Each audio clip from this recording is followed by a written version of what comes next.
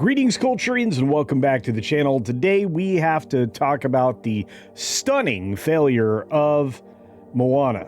That's right, who would have thought that a live-action film could finish this way? Except for almost everybody, including me, and probably you too. But we gotta talk about it. The box office was disappointing this weekend, and it might make a recovery next weekend, but I'm not sure I'm gonna count on that. Now, before we get started, just a real quick reminder, I am on the way to 50K, and I can get there with your kind help. If you're here for the first time or the 1,000th, all you have to do is click on the subscribe button, or make sure you're still subscribed.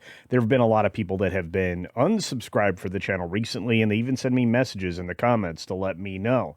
So if you do that, and then you hit the bell icon, turn on all notifications, and watch this video to the end, comment at the bottom, and then watch another one of my videos. That pretty much locks you into the feed where you get to see me more and more frequently. Now, real quick, Moana didn't expect to do well. The industry saw the projections sliding, just like they're seeing some unnerving news about the Odyssey, which we'll get to next weekend. But Moana is heading towards a box office bomb after a $4 million Thursday and around a $38 million plus opening projection, which it did a little better than, but not by much. I mean, this is Supergirl territory, after all, so that's not very good news. Now, from World of Real, you thought Supergirl or Masters of the Universe would be the biggest flop of the summer.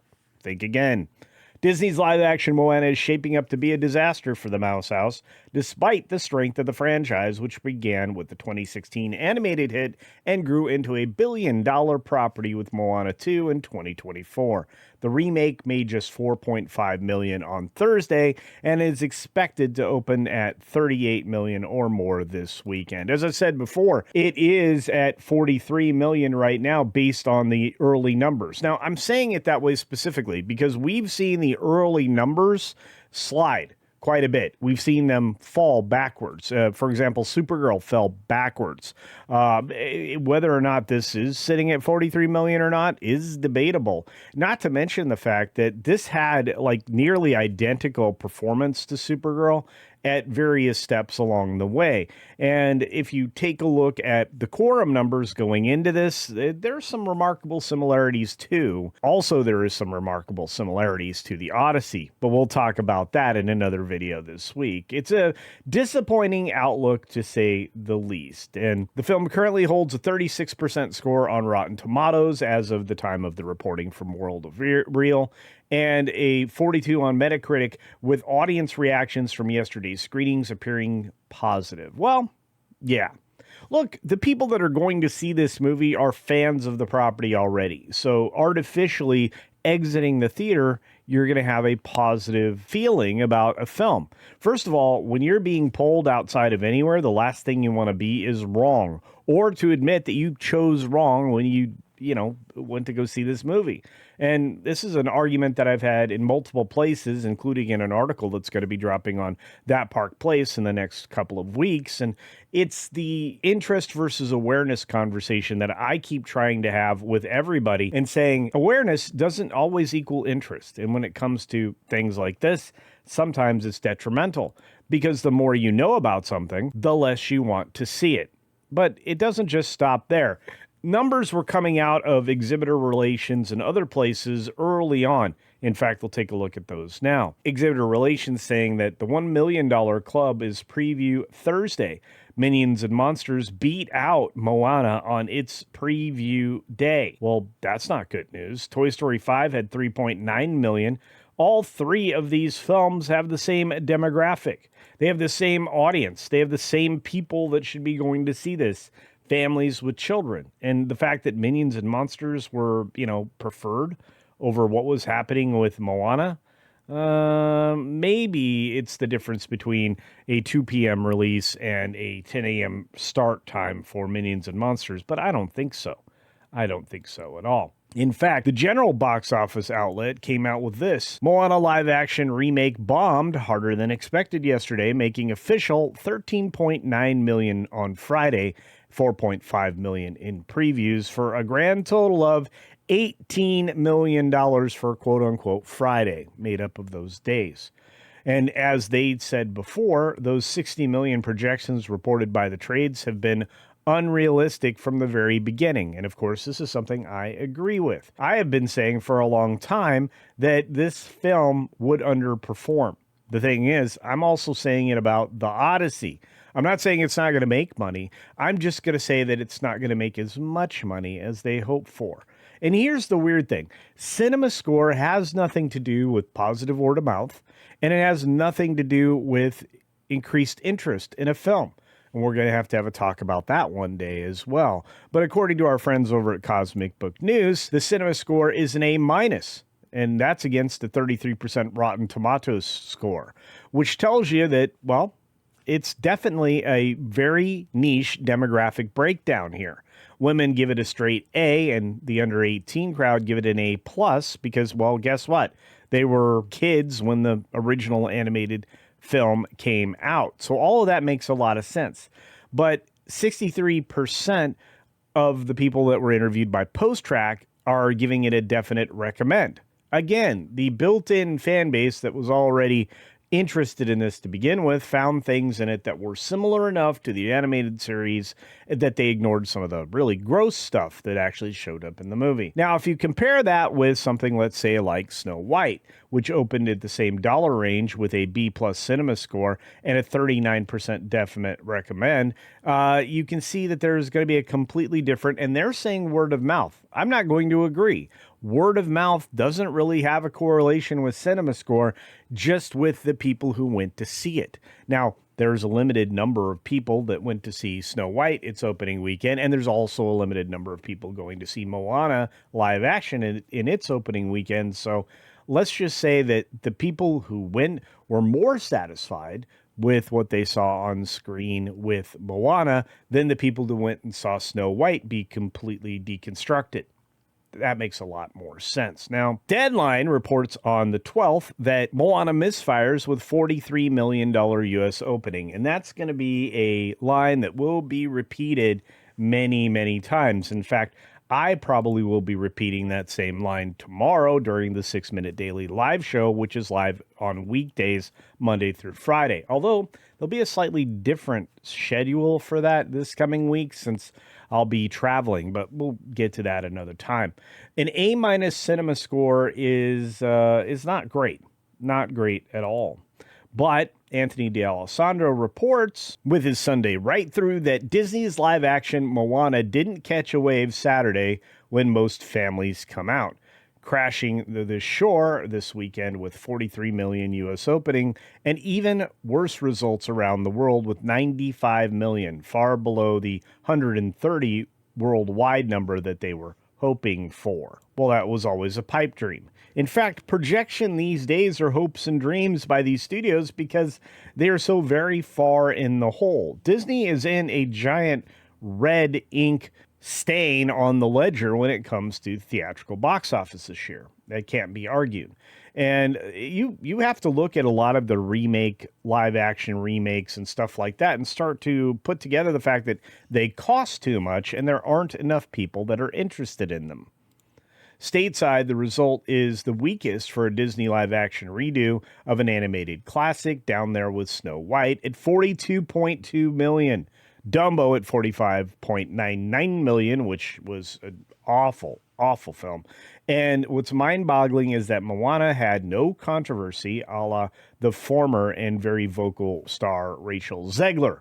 Well, there weren't any Zegler moments, but there were some very odd visual moments indeed, and some jokes that played well in the animation that just felt completely inappropriate and maybe borderline harassing or disgusting. And I think that Disney didn't really judge the tone of certain moments in the film and simply remove them. Might have been or would have played better. And like I said, CinemaScore doesn't really have the positive word of a mouth effect that it's been attributed with. They really are just telling you what the audience that saw the film thought of the film. So if 12 people went in and had a good experience, but thousands of people didn't bother, well, you're going to get, a good CinemaScore. But that doesn't mean there's going to be those 1,000 people or tens of thousands of people showing up to see that film. It just is not how it works. And Moana runs aground. Again, another headline from Hollywood Reporter that this just wasn't good. There wasn't a massive launch for this project. In fact, Hollywood Reporter states that it got off to a rocky start as the reimagining of the original 2016 animated feature opened at the box office.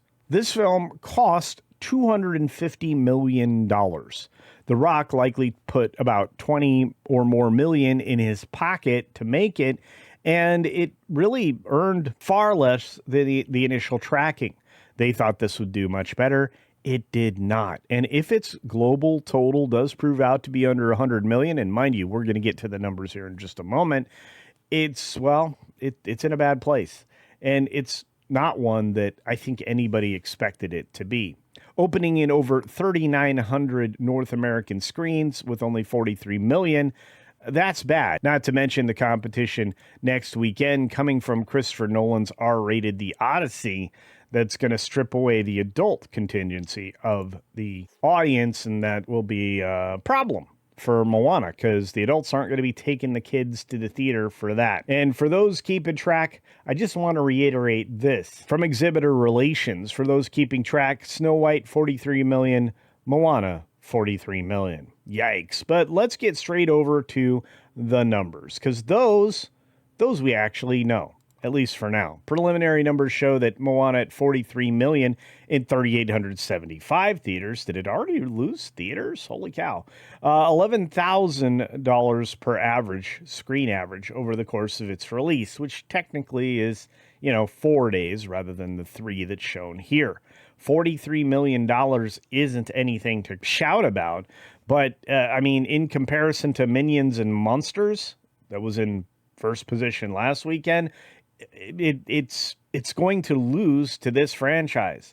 Minions and Monsters only fell 45% from the previous weekend. Of course, the way they have this calculated, the way they have their weekend set up with just this film, Minions and Monsters, that makes a lot of sense. If you look at what it actually earned over its release weekend, it did very well, because it started with a regular release day of Wednesday and not really any previews. So from Wednesday through, the 4th of July holiday and the Sunday, it did really, really well. It's still in 4,244 theaters, which is why the per screen average is down at $4,800. But man, $108 million so far. You think that Moana will get there in its second weekend? I don't think so. Toy Story 5 continued to stay in play at $18.5 million with only a 39% drop-off. Very impressive, and it's still hanging on to 3,575 screens.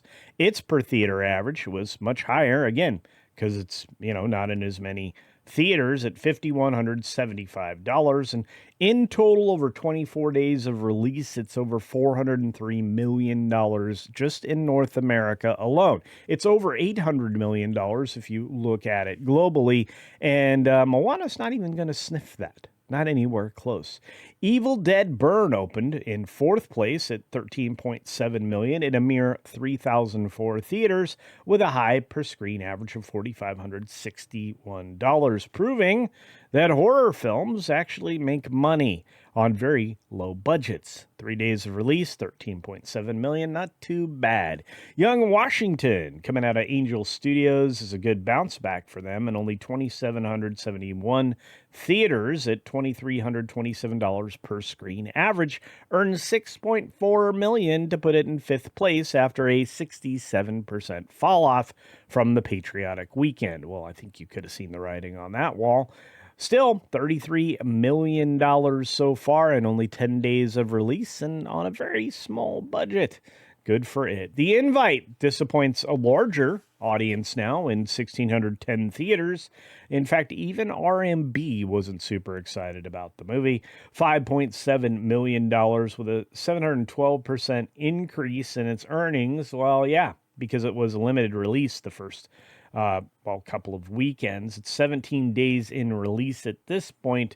Its per screen average was still only $3,500 and right now sitting at $7.3 million, with the bulk of that earned this weekend. when it expanded into 1,600 theaters.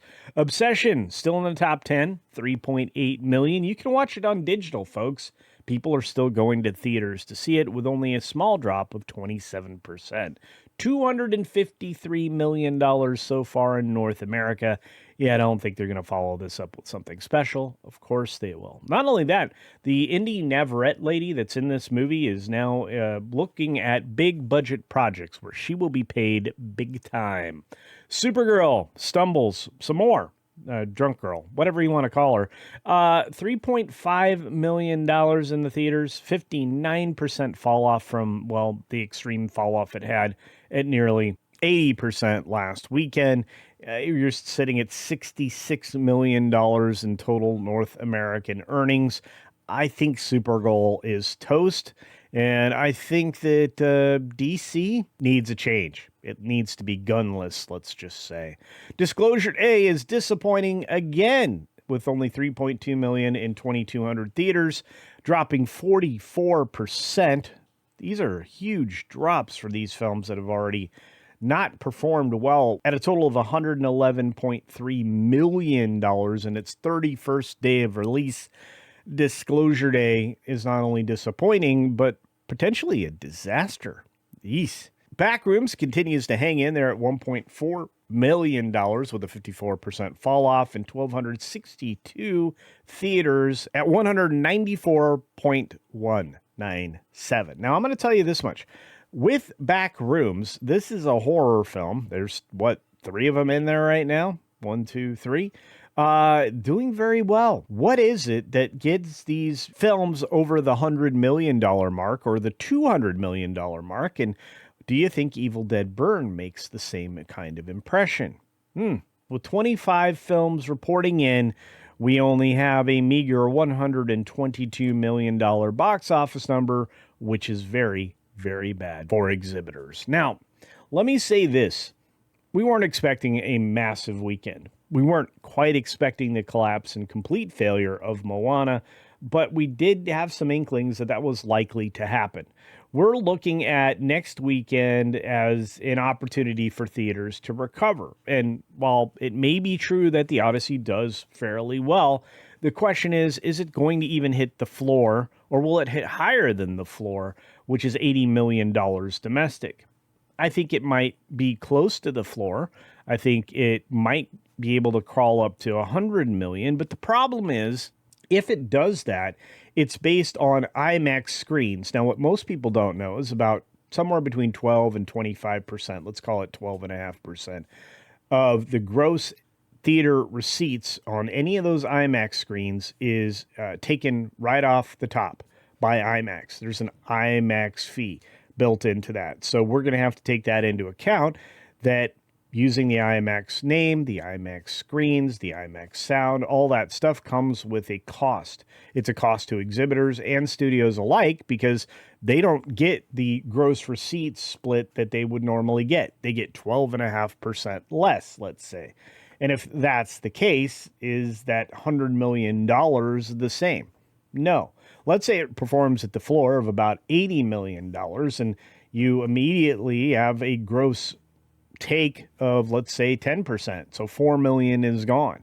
If that's the case, you're not splitting $80 million anymore. You're splitting $76 million, and that's even less. Studio's going to take about 60 to 65%, let's say, when it comes to the Odyssey next weekend, at least for the first weekend. And then, regular exhibitors will be able to take a larger percentage cut the following weekend.